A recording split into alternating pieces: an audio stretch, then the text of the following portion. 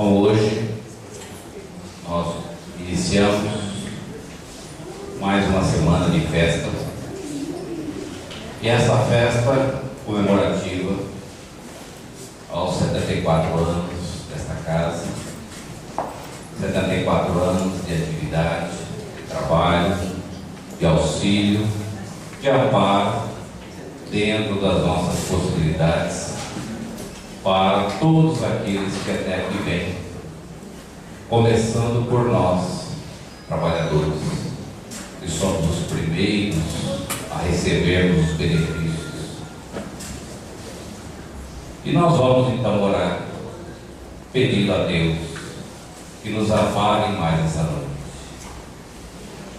nessa noite de festa comemorativa, rogando ao Pai que continue a amparar esta casa, que continue a amparar os seus trabalhadores, e continue a amparar a todos aqueles companheiros e irmãos que até aqui procuram um recurso, um amparo, um auxílio, uma orientação, uma prece, um passo. Que todos que cheguem até aqui possam levar até aqui as vibrações de amor, as vibrações de reconforto, de ânimo, de vida. E rogamos, Senhor, que ampare a todos os nossos companheiros deste mundo terra, encarnados e desencarnados, cada um dentro das suas necessidades, cada um dentro das suas aflições, das suas preocupações, das suas ansiedades. Que o seu amor possa envolver a todos. Que assim seja, Senhor. Então, para iniciarmos essa comemoração, nós temos a grande alegria de termos conosco mais uma vez Richard Simonetti. Acho que todos, ou pelo menos a maioria, já o conhecem, sabem das suas obras, do seu trabalho imenso que tem feito e realizado em Bauru. Obviamente, ele vai dizer que não é sozinho, nós sabemos disso, mas tem uma equipe muito grande que trabalha em paralelo com ele, ombreado ali na dimensão de auxiliar e amparar também todos que eles possam ou que cruzem o seu caminho. Richard Simonetti nasceu em Bauru, estado de São Paulo, em 10 de outubro de 1975. Filho de Francisco Simonetti e Adélia Marchione Simonetti, casado com Tânia Regina de Souza Simonetti. Tem 4 filhos: Graziela, Alexandre, Carolina e Giovana. Milita no movimento espírita desde 1957, integrado ao Centro Espírita Amor e Caridade, onde desenvolve largo trabalho de assistência espiritual e material naquela cidade. Colabora em jornais e revistas espíritas, notadamente em O Reformador, Clarim e Folha Espírita.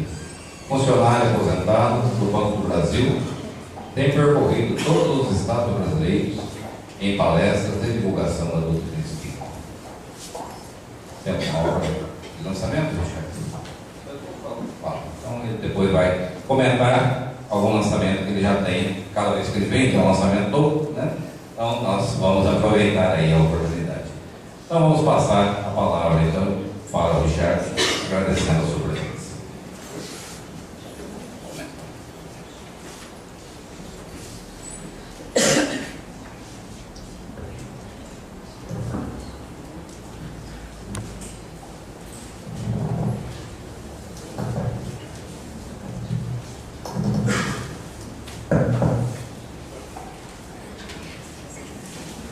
Boa noite, meus amigos. A paz de Jesus, o Mestre Supremo, esteja em nossos corações.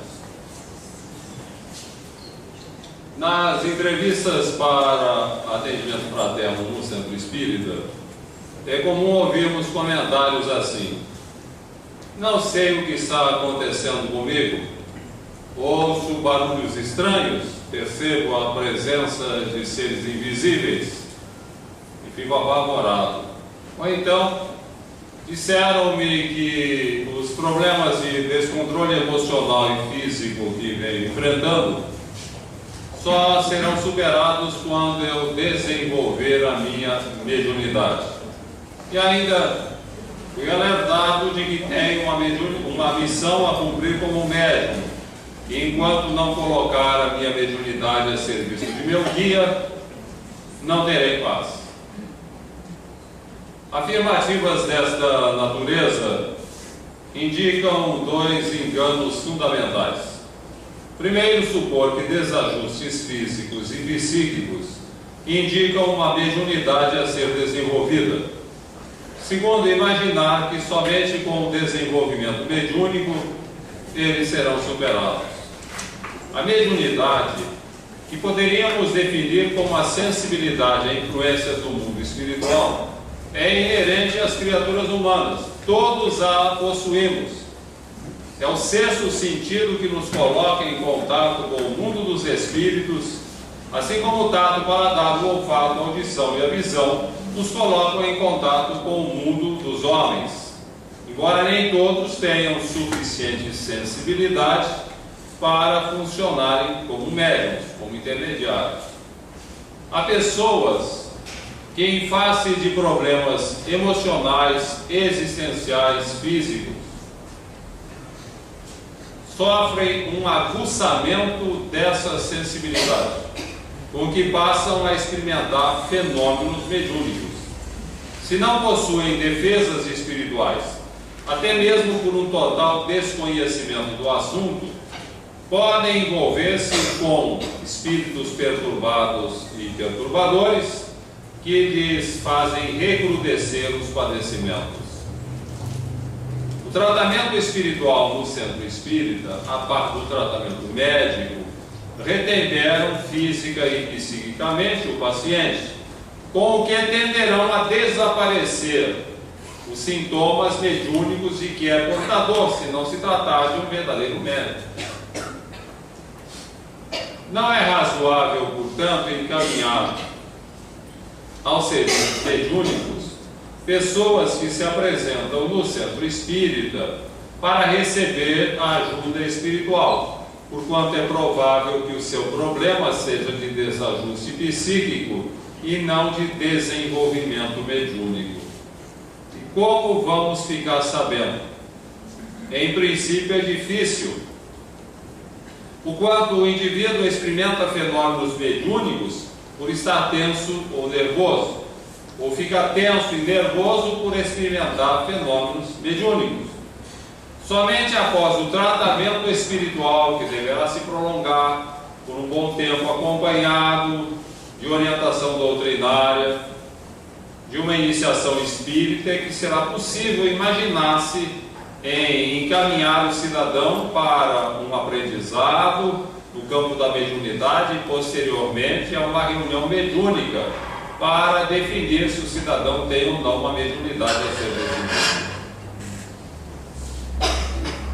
Importante por isso que os centros espíritas tenham esse trabalho, cursos de espiritismo e mediunidade, para encaminhar aqueles que estejam interessados e que eventualmente possam ter uma mediunidade a ser desenvolvida.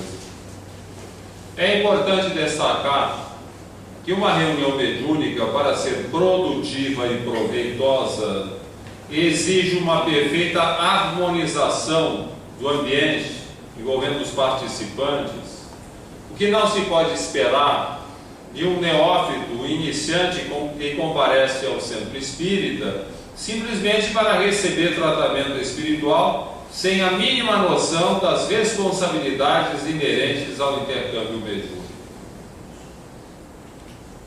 Em O Livro dos Médiuns, quando trata do método, no segundo capítulo, Allan Kardec proclama que as reuniões mediúnicas da Sociedade de Estudos Espíritas de Paris, ele não permitia o ingresso de pessoas que não estivessem familiarizadas com a doutrina espírita e não conhecessem mediunidade.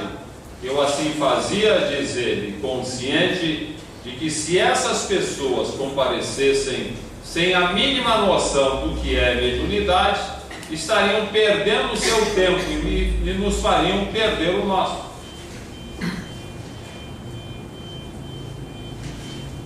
O desconhecimento dessas questões leva a atividades que, tomadas a conta de espiritismo, não tem nada a ver com a doutrina espírita. Em modesta residência, num bairro de periferia, uma mulher médium em transe recebe uma aflita jovem. Vim pedir-lhe socorro, diz ela, pois a minha vida está complicada. Sou casada há 5 anos, tenho 2 filhos. Vivíamos relativamente bem, mas ultimamente meu marido anda muito nervoso, brigamos com frequência, ele não tem paciência com as crianças. No outro dia disse-me que se arrepende de ter casado, creio que ele anda envolvido com outra mulher. Minha filha, diz a entidade, vejo influências perturbadoras sobre seu lar. Muita inveja, muita gente que não quer a sua felicidade, e há uma mulher seduzindo o seu marido. Seguem-se orientações relacionadas com banhos de defesa, defumações, sal grosso, ritos, rezas, palavras cabalísticas, leituras. A jovem sai dali animada. As suas dúvidas haviam sido confirmadas, mas ela receberia ajuda espiritual. Seguem-se outros consulentes. O homem perseguido por crônica conjuntivite, o vendedor que não consegue vender os seus produtos, o rapaz que não para em emprego, a mulher dominada pela depressão, a jovem que brigou com o namorado. Embora sejam problemas diferentes entre si, parecem originar-se em fontes comuns, pois a todos o Espírito diz mais ou menos a mesma coisa: inveja, gente que não quer a sua felicidade, gente que está tramando algo contra si.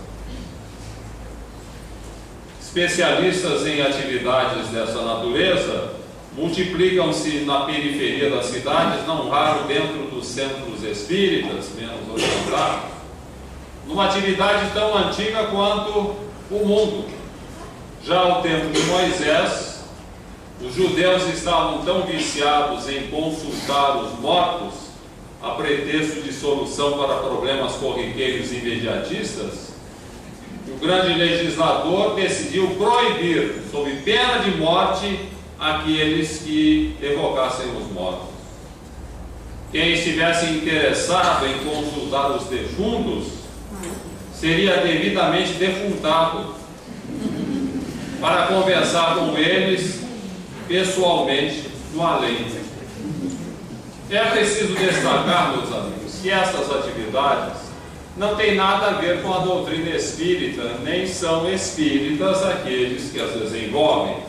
Quando muito, podemos dizer que são médiums, cumprindo-nos estabelecer uma diferença fundamental entre mediunismo e espiritismo. Mediunismo é um intercâmbio com a lei, pode ser exercitado por qualquer pessoa dotada de sensibilidade psíquica acentuada. Encontramos médiuns no seio de todas as culturas e de todas as religiões. Espiritismo é uma doutrina codificada por Allan Kardec, uma filosofia existencial com bases científicas e consequências religiosas. O simples enunciado deste tríplice aspecto impõe uma atitude de respeito para com a doutrina, com a obrigatoriedade de estudarmos os seus princípios. Destaque-se o empenho de reforma íntima a que somos todos convocados pela doutrina, sem o que jamais poderemos nos intitular espíritas, como destaca Allan Kardec ao proclamar: reconhece-se o verdadeiro espírita pela sua transformação moral e pelos esforços que empregue no sentido de domar as suas paixões. Ainda que possa parecer repetitivo, meus amigos, é preciso insistir sempre. Não devemos procurar os espíritos a pretexto de solução para problemas corriqueiros e imediatistas, nascidos de nossa própria invigilância.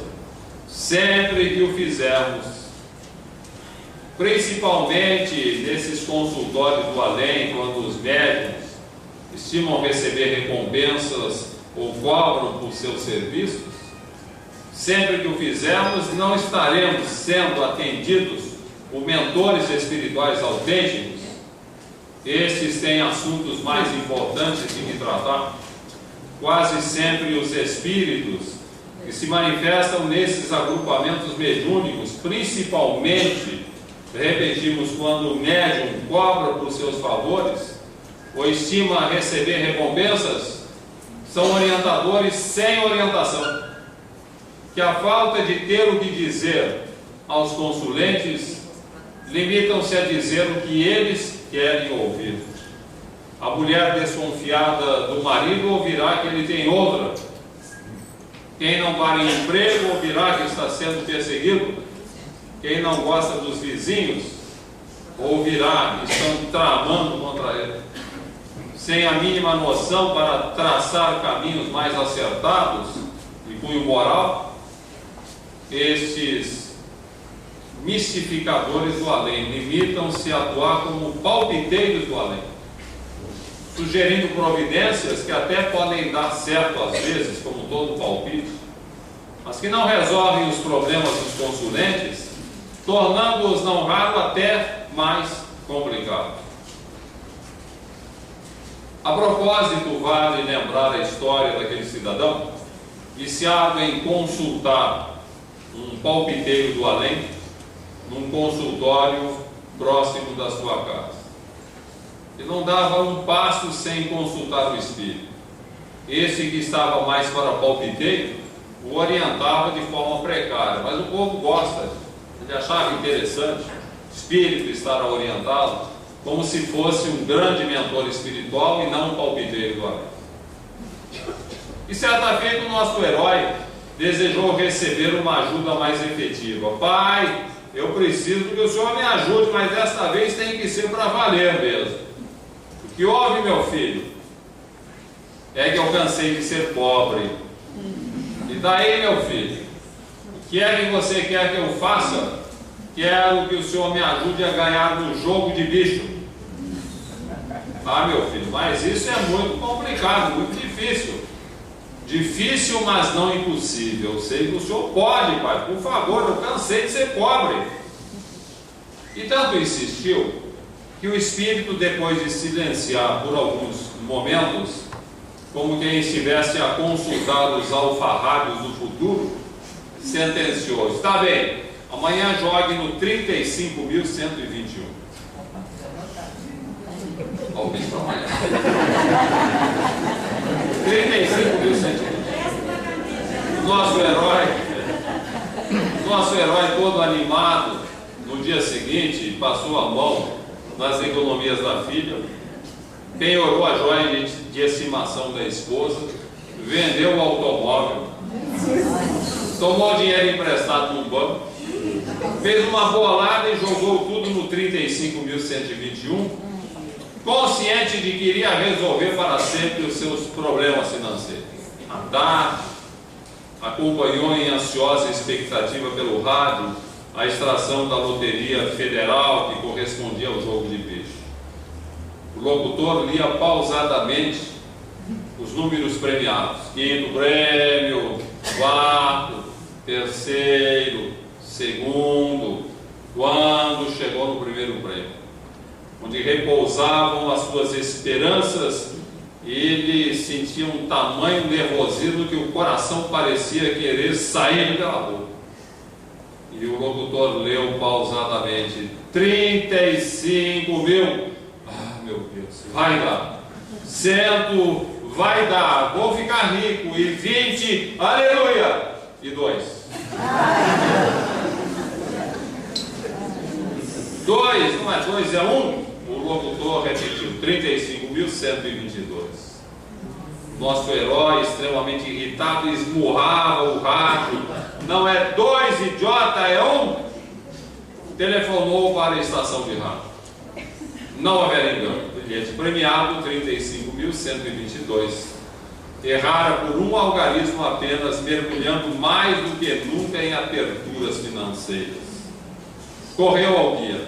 A desgraça, pai.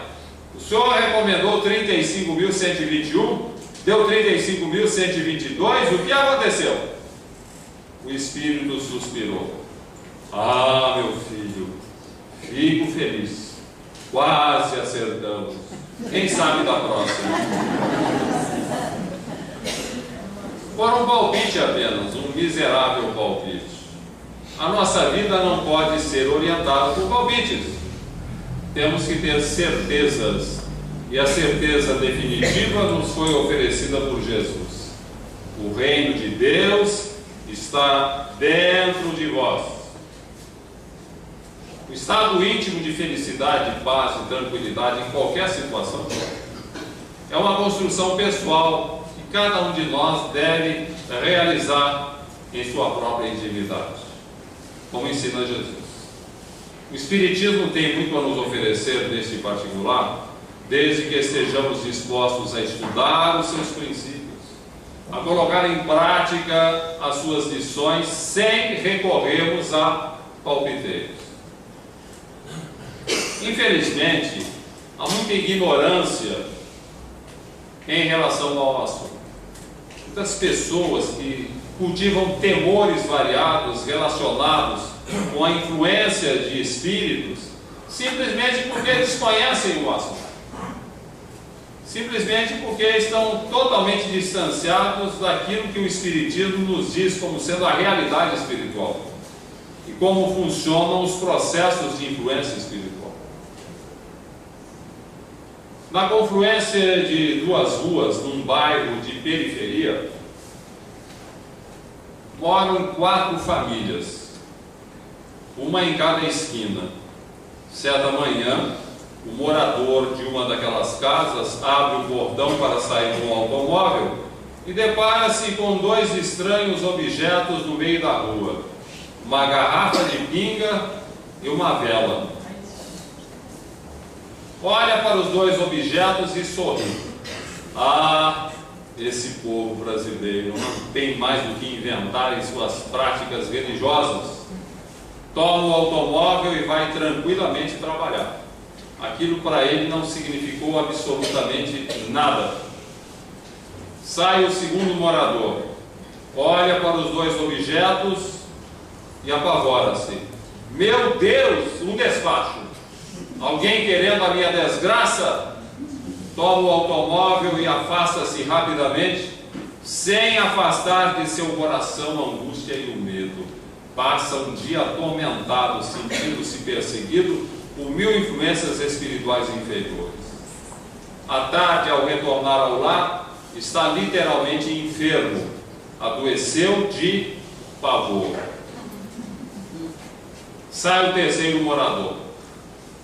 Olha desconfiado para os 2 objetos, entra novamente na sua casa, toma um banho de defesa, faz uma defumação do ambiente, coloca sal grosso pela casa toda, pronuncia algumas rezas e agora, sentindo-se protegido, toma o automóvel e vai trabalhar.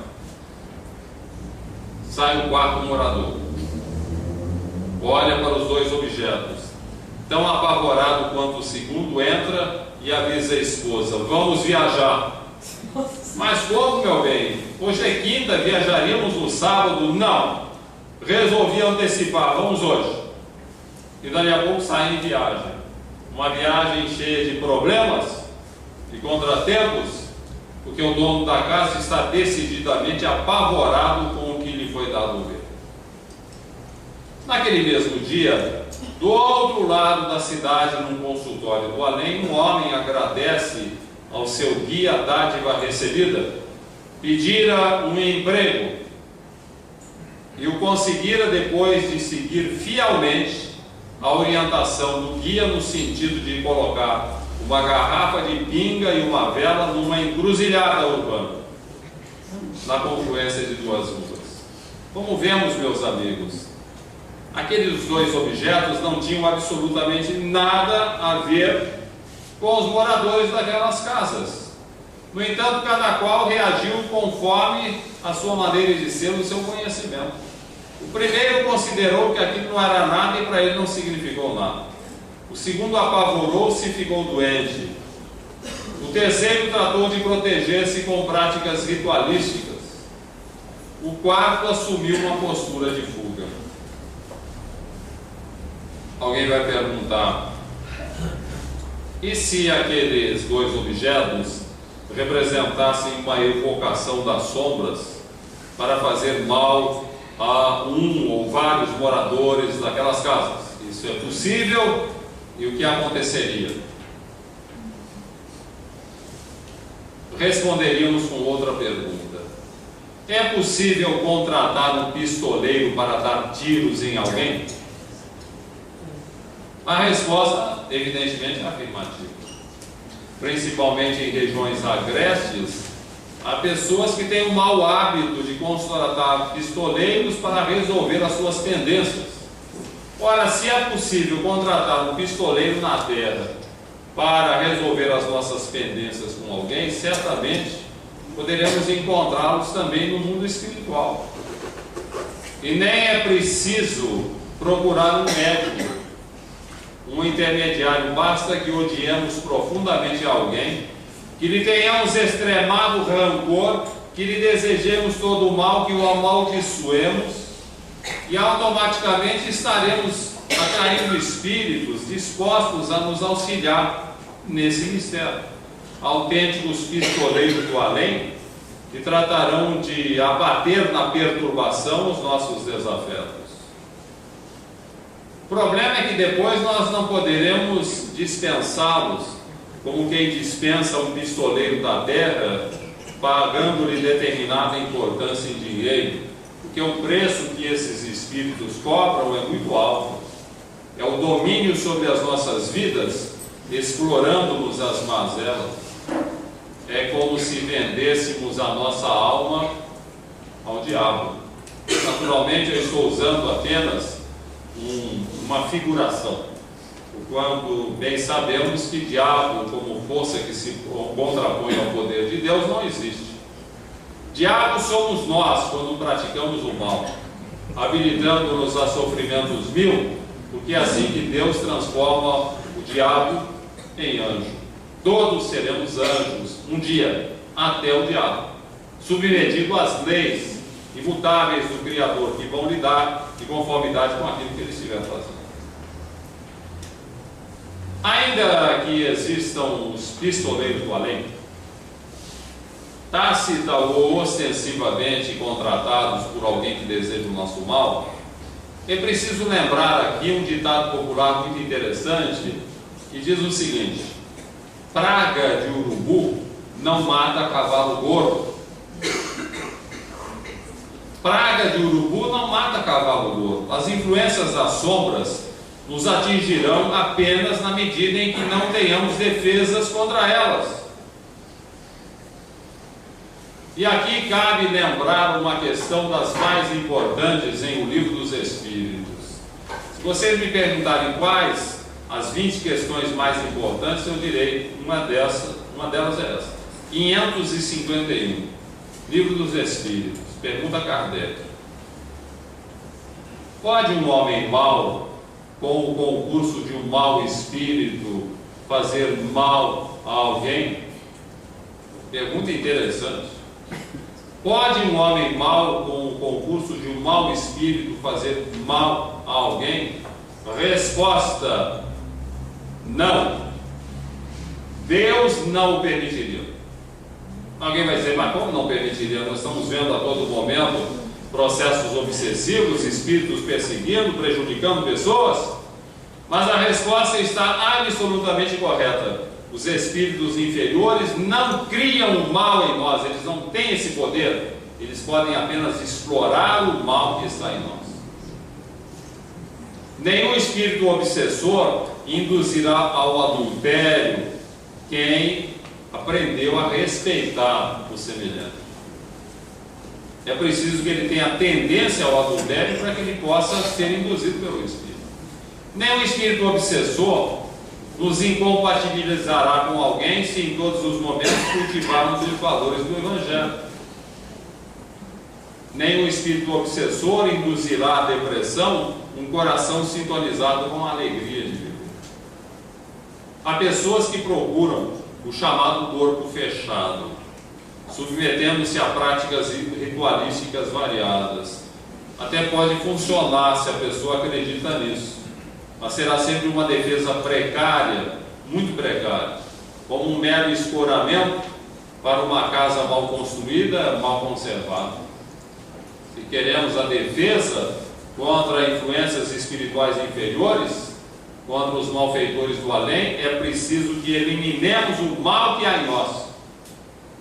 Não que sejamos assassinos, bandidos, mas o mal em relação à maneira como encaramos as coisas que acontecem, as pessoas que nos rodeiam.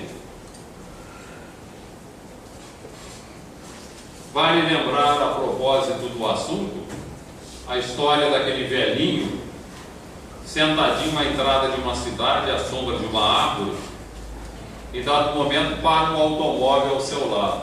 O motorista, um homem sorridente, alegre. Bom dia, meu velho. Bom dia, meu filho. Como está? Tudo bem? Tudo bem. E você, meu filho? Com a graça de Deus, tudo bem. Estou de mudança para esta cidade e gostaria que o senhor me dissesse como é o povo que mora aqui. O velhinho respondeu com a mesma pergunta. Diga, meu filho, como é o povo da cidade de onde você veio? Ah, povo admirável, gente boa, fraterna, amiga. Fiz muitas amizades lá, só saí por força de minhas obrigações profissionais. Ah, meu filho, falou o velhinho, fique tranquilo. O povo daqui é exatamente igual. Você vai ser muito feliz nesta cidade. Obrigado, meu velho. Fique com Deus. Vá com Deus, meu filho. E o motorista parte.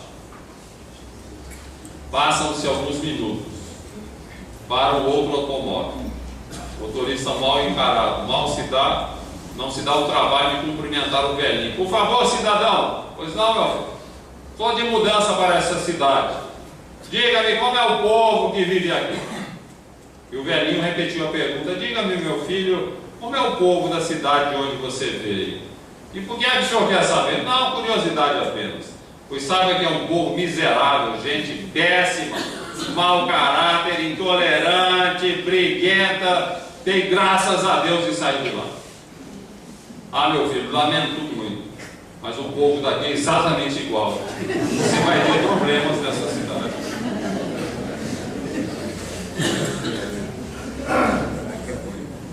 Vemos o que queremos, é tudo uma maneira de ver. A gente vê muito isso no centro espírita, viu, né? Espírita. Há pessoas que chegam no centro espírita, no primeiro contato, olha, maravilhoso, que belo salão, gente boa, amiga, fraterna, logo se integram no centro espírita, o cidadão logo se integra no centro espírita, assume tarefas, passa a participar, beleza. E há pessoas que no mesmo centro espírita, mesmo grupo, acha que o pessoal é mal encarado, que forma rodinha, que ninguém dá bola, que é um centro péssimo para se trabalhar, que não há fraternidade, o cidadão vai à procura de outro centro, onde encontra o mesmo ambiente, que muda de centro, encontra o mesmo ambiente, muda de religião, encontra o mesmo ambiente, que na verdade o ambiente está na própria cabeça da pessoa. A maneira de ser da pessoa que faz o ambiente. Nós fazemos o ambiente onde estamos. Se o meu ambiente é bom, me sinto bem em qualquer lugar. Então isso é fundamental. Porque se nós não procurarmos entender assim, a própria lei de causa e efeito nos trará preocupações. Tem gente que acha, por um estudo inadequado dos princípios espíritas, ou talvez nunca tenha estudado, que tudo é karma nesta vida, até a incapacidade de ser feliz. O meu karma nesta vida, diz a pessoa, é a impossibilidade de ser feliz. Carrego pesada cruz, submetido a angustiantes problemas. Essa Essa é uma visão extremamente equivocada da lei de causa e efeito. A lei de causa e efeito não tem por objetivo nos fazer infelizes. Ela tem o objetivo de corrigir, de educar, de orientar. O cidadão pode nascer aleijado, cego, paralítico, ter 1000 problemas, família difícil, vida difícil, finanças difíceis e ainda assim conservar a capacidade de ser feliz. Porque a felicidade não é um favor da vida, assim como a infelicidade não é uma imposição do destino. Ambas dependem muito mais do que damos à vida do que dela recebemos. Lembrando aquele velho ditado, felicidade não é uma estação na viagem da vida, felicidade é uma maneira de viajar. Há pessoas que estão esperando pela próxima estação. Quando crescer, quando se formar, quando se casar, quando tiver uma sólida posição, quando vencer a doença, quando vencer o problema, quando não tiver problema, a pessoa não vai ser feliz nunca. Porque sempre há uma estação para frente. Então a minha felicidade está condicionada à minha maneira de ser, e não aquilo que a vida me apresenta. Depende de como eu enfrento as coisas da vida. A felicidade não está subordinada à satisfação de nossos desejos diante da vida, e sim ao desejo de compreendermos o que a vida espera de nós. Há no folclore evangélico uma passagem interessante, que Jesus transitava com os discípulos por uma estrada, quando em dado momento depararam com um cão morto. O animal, já em estado de decomposição, exalava mau cheiro. Os discípulos reclamaram, mas Jesus, depois de contemplar o animal por alguns momentos, sorriu e falou: que belos dentes tem esse cão. Só Jesus viu o aspecto positivo, com o qual ele neutralizou o mau odor. A vida pode nos oferecer muitas vezes maus odores na viagem que nós estamos fazendo. Mas preste atenção na paisagem, veja que há coisas interessantes que poderão perfeitamente neutralizar o mau cheiro, para que a gente se sinta bem em qualquer situação.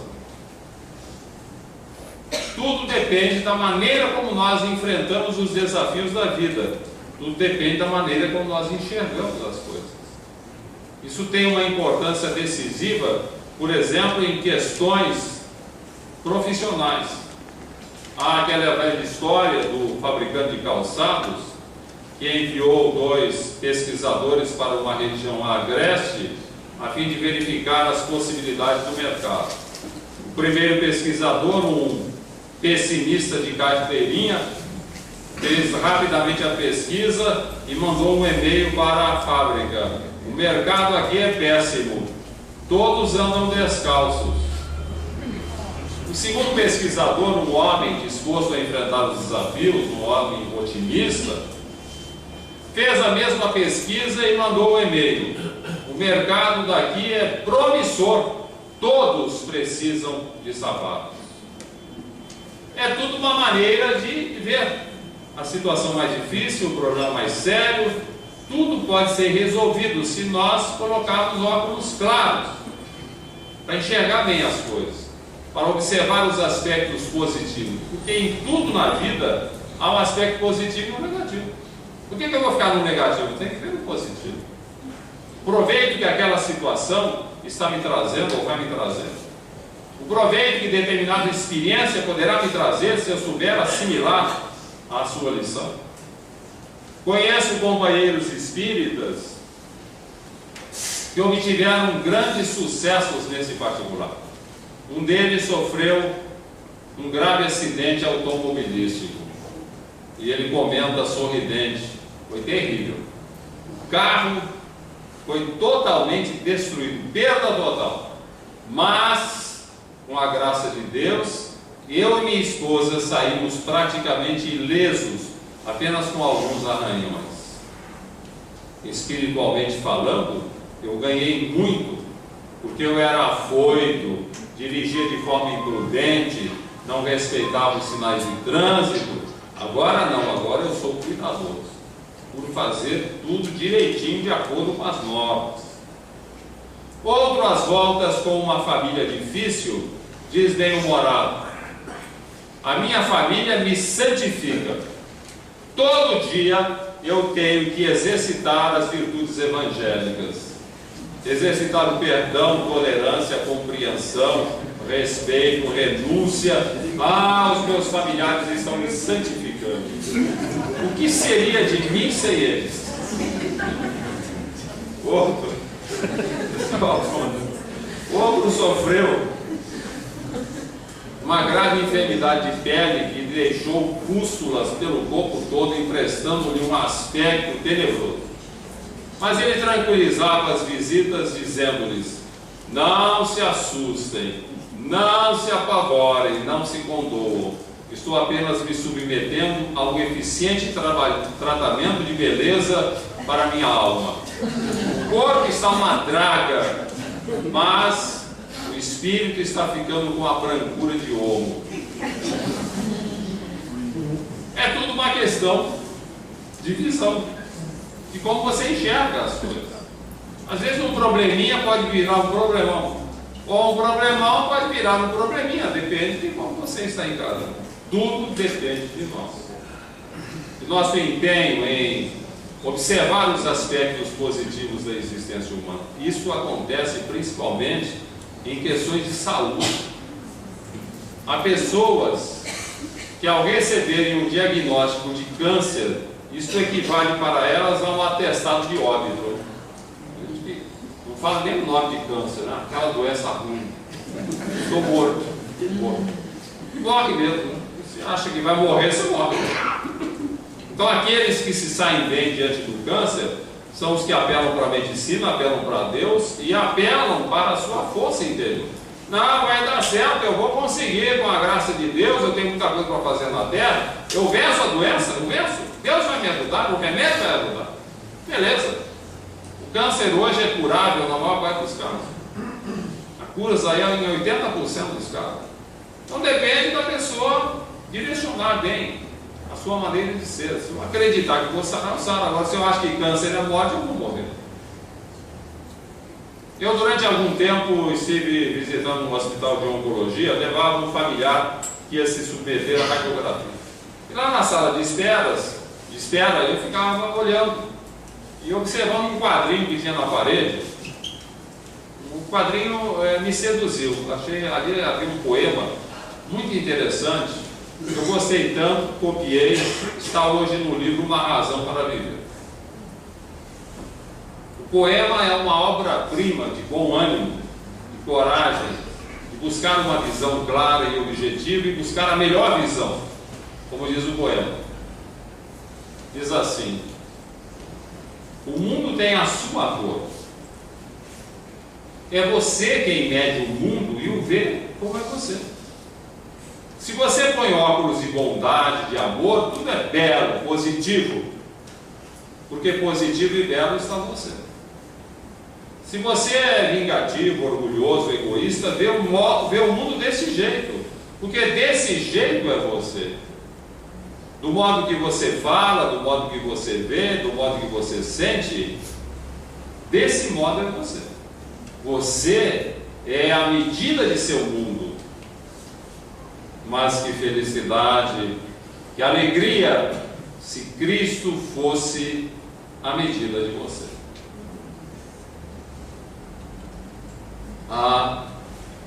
Cristo, um amigo dizia, não sei por que o Natal me inspira uma indefinível nostalgia, relacionada com algo de muito importante que ficou perdido no passado distante. Talvez uma ligação afetiva, uma situação melhor, ou quem sabe a própria pureza perdida. Embora estejamos diante de um paradoxo, por quando o Natal deveria inspirar sempre esperanças e alegrias, muita gente experimenta essa nostalgia do Natal, relacionada não com acontecimentos do passado, mas relacionada com a nossa própria maneira de ser. O magnetismo sublime que emana da manjedoura nas comemorações do Natal estabelece um confronto entre as propostas sublimes do Evangelho e a realidade da nossa vida. do distanciamento entre o que Jesus recomenda e o que nós somos, sustenta-se a nostalgia. O simples fato de comemorarmos o Natal em noitadas alegres, em laudos banquetes regados a álcool, com prejuízos à saúde pelos excessos cometidos, em detrimento de famílias que na periferia das cidades não têm o que comer, já é uma demonstração de quão distanciados estamos do espírito do Natal. Uma lamentável comemoração essa em que festejamos um aniversário, esquecidos da figura do aniversariante. O que é pior, muito pior, o aniversariante foi substituído por um velhinho, bonachão, barbas brancas, sorridentes, mas um astuto comerciante, que conseguiu convencer as pessoas de que Natal é presente, e que você não pode comemorar o Natal sem dar presentes. Se as pessoas não recebem presentes, acham que você não teve consideração com ela. É incrível, meus amigos, é lamentável, mas em 2000 anos de cristianismo, nós não conseguimos sequer definir com exatidão quem é Jesus e o que ele representa para nós. Muitos veem nele o Salvador, que lavou nossos pecados na cruz com o seu sangue, lembrando antigas cerimônias do culto judeu, em que os pecados da comunidade eram transferidos para um bode, e depois o bode era sacrificado e a comunidade ficava sem pecado. Aqueles que acreditam que Jesus é Deus encarnado, parecendo ignorar que Jesus jamais disse isso. Ele sempre falou que era um enviado divino, um servo de Deus, um filho do homem. Ele repete muitas vezes a expressão: sou filho do homem, filho de Maria e José, e não de um suposto Espírito Santo que o concebeu. Profitentes de variadas doutrinas religiosas cristãs acreditam cumprir seus deveres religiosos simplesmente porque submetem-se a repetitivas cerimônias e rezas ao longo dos anos. E aqueles que proclamam estar salvos simplesmente porque proclamam a sua fé em Jesus. Eu acredito em Jesus, por isso eu estou salvo.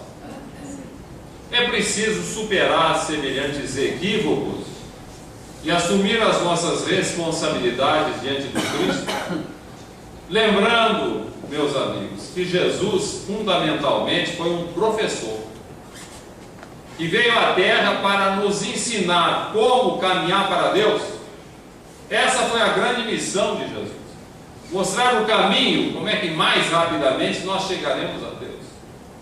E como fazem os professores eficientes, ele exemplificou sempre, desde a manjedoura à cruz, a manjedoura à humildade, na cruz o sacrifício, humildade e sacrifício. Entre ambas, há todo um roteiro de renovação, de bem-estar, de felicidade, apresentado com a simplicidade da sabedoria autêntica e a profundidade da verdade revelada. Aqueles que criticam, comentam a vida alheia, o mestre diz na inesquecível passagem da mulher adúltera que ninguém pode atirar a primeira pedra porque ninguém está livre de pecado. Aqueles que têm demasiadas preocupações em relação ao futuro, recomenda que busquem em primeiro lugar o reino de Deus e a sua justiça no processo de sua própria renovação, e tudo mais, diz o mestre, lhe será dado por acréscimo. Aqueles que acumulam bens materiais para satisfazer as suas ambições, adverte que não se pode servir a dois senhores, a Deus e as riquezas.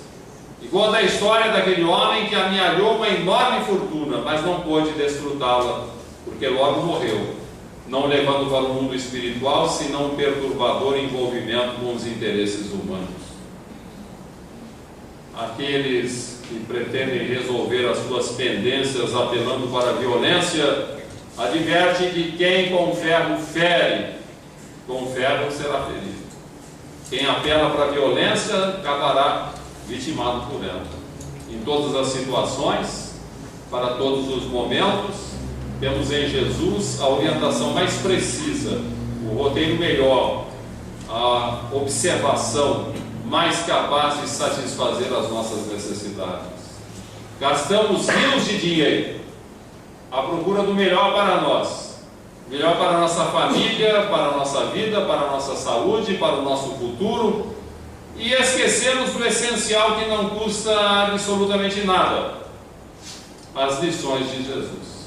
Se as buscássemos, se as estudássemos, se procurássemos assimilar a sabedoria evangélica, verificaríamos que inúmeras vezes, às vezes a vida toda, temos procurado a felicidade no lugar errado, à distância do que ensinou e recomendou Jesus insistentemente. Qual um farol abençoado que lança luzes novas sobre os ensinamentos de Jesus, o Espiritismo confirma para nós que o Mestre é realmente o caminho, a verdade e a vida. É o caminho de nossa renovação. É a verdade imutável de Deus apresentada na simplicidade das suas lições. E a própria vida, aquela vida estuante e formosa que circula em nossas veias quando a nossa mente povoa-se de ideais relacionados com o Evangelho e o nosso coração pulsa ao ritmo incessante de serviço no campo do bem. É preciso, portanto, meus amigos, que na avaliação dessa questão do contato com o mundo espiritual, das influências espirituais, que busquemos Jesus, que tenhamos nele a nossa orientação mais precisa, a nossa segurança maior. É preciso que definamos bem o que estamos fazendo na Terra. O que é que nós viemos fazer aqui? A doutrina espírita nos ensina que estamos aqui fundamentalmente para evoluir, superando as nossas mazelas e imperfeições, e faz parte do processo de nossa evolução. E talvez seja o mais importante em relação à nossa evolução, que busquemos as marcas do Cristo, as marcas do Cristo, representadas pelo empenho de sacrifício dos interesses pessoais em favor do bem comum. Se vocês me perguntarem o que de mais importante nós poderíamos fazer em favor de nossa felicidade, em favor de nosso futuro, eu responderia que busquemos sacrificar os interesses pessoais em favor dos outros, que abrandamos a mudar na conjugação do verbo de nossas ações, da primeira pessoa do singular eu para a terceira do plural eles. Isso é buscar o sacrifício dos interesses pessoais em favor do bem comum, em favor de nossa felicidade. Certamente muitos de nós, talvez todos, no mundo espiritual, quando nos preparávamos para a presente existência, teremos elevado o pensamento a Jesus, dizendo em oração: Senhor, quando me deres o privilégio do renascimento no berçário do mundo, entre as necessidades que apresento e aquelas que não vejo, eis, Senhor, o desejo em que dia por dia me aprofundo. Deixa-me renascer em qualquer parte, entretanto que eu possa buscar-te onde constantemente continuas, trabalhando e servindo em todas as estradas, para que eu também tenha as minhas mãos marcadas, como trazes as tuas. Quanta ilusão em que me debatia, crendo que o desespero fosse prece, a rogar-te alegria e segurança sem que eu nada fizesse. Imitava na terra o lavrador, a temer pedra e lama, vento e bruma, aguardando milagres de colheita, sem plantar coisa alguma. Entretanto, Senhor, agora sei que o trabalho é divino compromisso, estímulo dos céus, guiando-nos nos passos, e que por atender a semelhante lei, puseste ambas as mãos em nossos braços, por estrelas de amor e de serviço. Assim, quando efetues as esperanças em que me agasalho, e estiver entre os homens, meus irmãos, que eu me esqueça em trabalho, e me lembre das mãos. Não me des tempo para lastimar-me que eu busque tão somente a luz que me acenas. No anseio de seguir-te, quero trabalho apenas. Dá que eu seja contigo onde estiveres uma réstia de paz, que eu seja alguém sem destaque, sem nome que se ouvide no bem. E se um dia uma cruz de pedras e de agravos reclamar-me a tarefa e o coração, não me largues ao susto do que me enlei, ajuda-me a estender as próprias mãos aos cravos da incompreensão que me rodei, entre bênção de fé e preces de perdão. Não consintas que eu retorne ao tempo morto, da ilusão convertida em desconforto.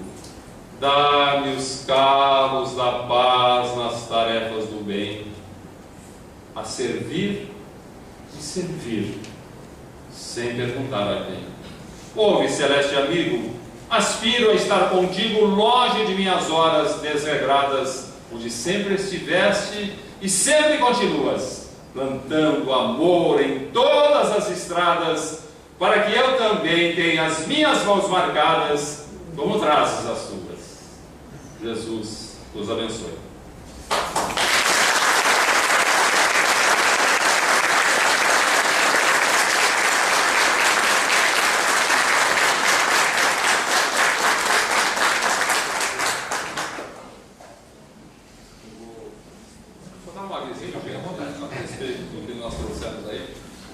Nós estamos começando um trabalho novo, aliás, já começamos desde o final do ano passado, que é a gravação de palestras como essa, por exemplo, mas em DVD e CD. Então, o CD é para ouvir no rádio do carro, e o DVD é para ver na televisão. E a gente vende um pacotinho a preço de promoção por R$20 apenas. A pessoa vai receber o DVD e o CD. Essa palestra de hoje, nós já temos ela gravada, também trouxemos para quem estiver interessado, pelo preço de R$20, é o DVD e o CD. E essa palestra também é baseada num livro que eu acho que muita gente aqui já leu, que é Uma Razão para Viver. Muito daquilo que eu falei foi retirado do livro. E por sinal, a editora em Bauru lançou agora uma edição nova, com capa nova, formato novo, está muito bonito. Trouxemos aí também para o pessoal que queira ver. Então, tudo vendido a R$20, preço único. Tem livros aí de 28, 30. A gente está fazendo preço único de R$20 para facilidade de venda. Queria falar dos lançamentos mais recentes, que Por uma Vida Melhor, é o mais recente. É um livro, a gente pode chamar de autoajuda, sim, mas é uma autoajuda orientada para a participação do espírita no centro espírita. Eu acho que é importante, em favor da nossa felicidade. Ainda na palestra de hoje falei que a gente precisa trabalhar, fazer alguma coisa, né? Usar as mãos, buscar as marcas do Cristo, que nós só adquirimos com o trabalho no campo do bem. Então, no centro espírita é a grande oficina de trabalho, onde a gente pode fazer muito.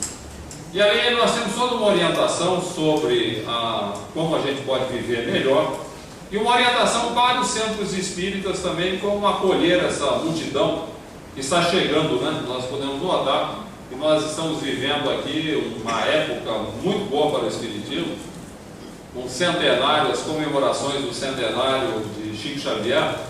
Eu costumo dizer que o Chico continua fazendo pelo movimento espírita mais do que todos os espíritas juntos, mesmo depois da sua morte. Eu há um boom hoje de espiritismo no Brasil graças a essas comemorações. Está chegando muita gente no centro espírita. Eu entendo que a gente precisa se preparar. No livro Por uma Vida Melhor, além da orientação para o frequentador, a orientação para o dirigente também. E algumas federações têm até feito a distribuição dos livros desse livro para dirigir. Queria falar também de Bem-aventurados os Aflitos, que foi o lançamento anterior, que é um estudo do capítulo 5 de O Evangelho segundo o Espiritismo. Não sei se vocês já votaram, mas o capítulo 5 é o mais substancioso, é o maior, é o mais importante. No capítulo 5 de O Evangelho segundo o Espiritismo, nós temos a consolação. O Espiritismo, sabemos, é o Consolador prometido, e a consolação está nesse capítulo, que intitula-se Bem-aventurados os Aflitos, que é o nome do livro também. Que eu peguei esse capítulo inteiro, dividi em várias partes e fizemos então o livro Bem-aventurados os Aflitos. Um livro para dar para quem está tentando entender o sofrimento humano, quem está querendo consolar alguém, quem está querendo encontrar um objetivo na existência humana. Sempre naquela linguagem descontraída. O pessoal que conhece a minha literatura sabe, linguagem descontraída, procurando realmente motivar o leitor a começar por uma coisa engraçada, uma coisa interessante, que é o que prende realmente a leitura. Nesse capítulo 5, que está no livro Bem-aventurados os Aflitos, há uma observação de Kardec que eu acho fundamental, que a gente deve prestar atenção nela. Ele comenta que a loucura pode ser fruto da rebeldia. Olha que revelação. A loucura pode nascer da inconformação, a rebeldia. A pessoa revoltada, então, que não aceita as coisas, ela pode provocar um desajuste mental tão grande que ela pode cair na loucura. Talvez não nesta vida, mas numa vida futura, ou no plano espiritual, ou mesmo nesta vida. A rebeldia nos destrambelha. A pessoa revoltada, que não aceita as lições da vida, ela provoca um desajuste tão grande que diz Kardec, pode cair na loucura. E eu comento isso também, é um capítulo que a gente comenta, procurando trocar em miúdos essa observação de Kardec, mas sempre enxergando alguma coisa engraçada, né, gente, para prender a atenção do leitor. Então eu começo o capítulo falando de dois doidos no manicômio. Um vira para o outro e fala, olha, eu sou Francisco de Assis. E o outro pergunta, mas Francisco de Assis, como é que você sabe? Recebi uma revelação. Uma revelação, lhe foi revelado que você é Francisco de Assis? Sim, lhe foi revelado. E quem lhe revelou? Foi Deus em pessoa. Mentira, eu não falei nada disso.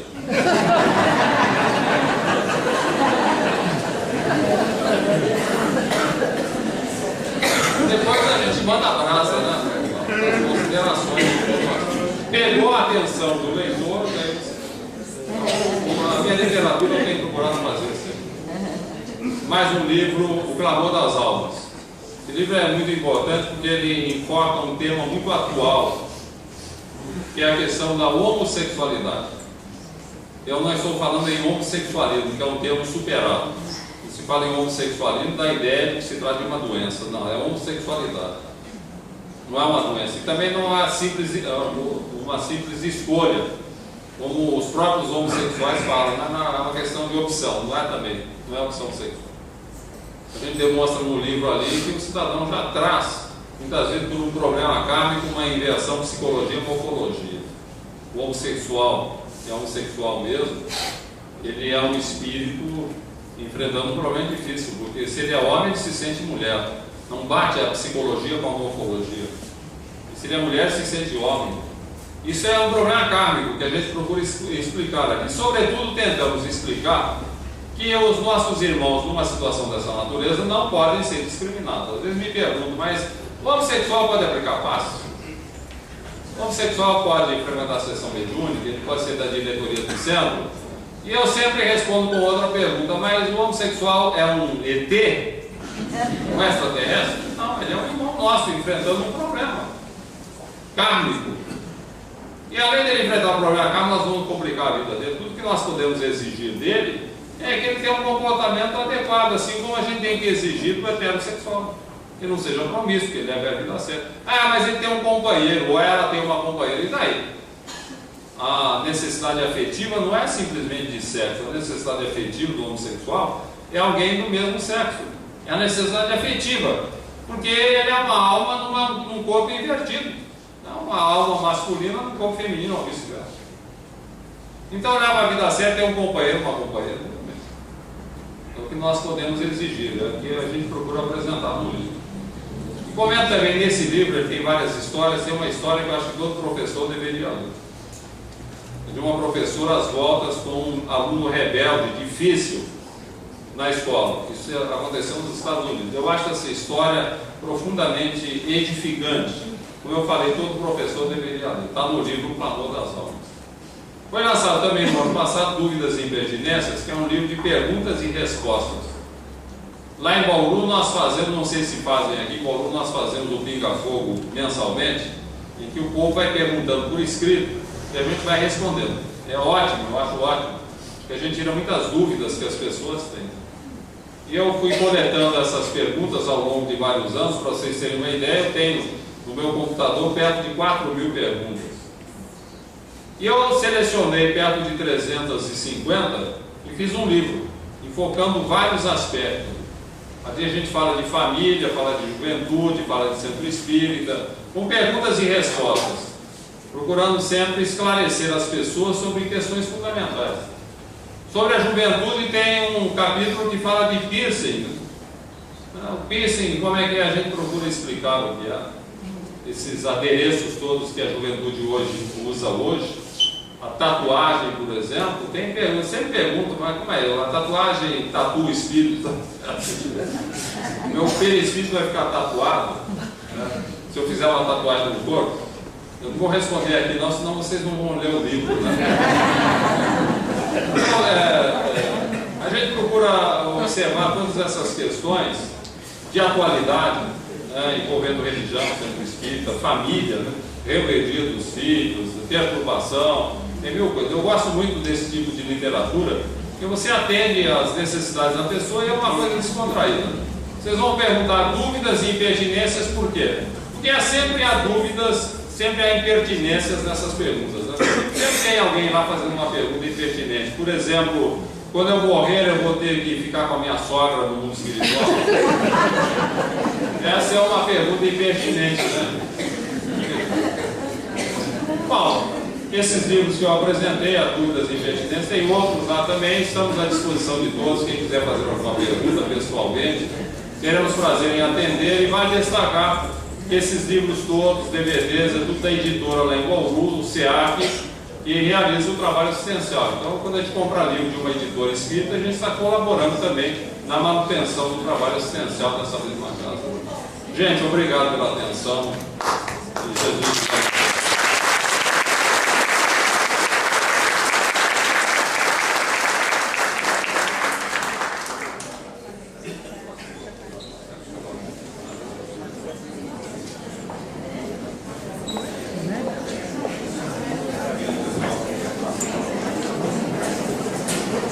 Boa noite a todos.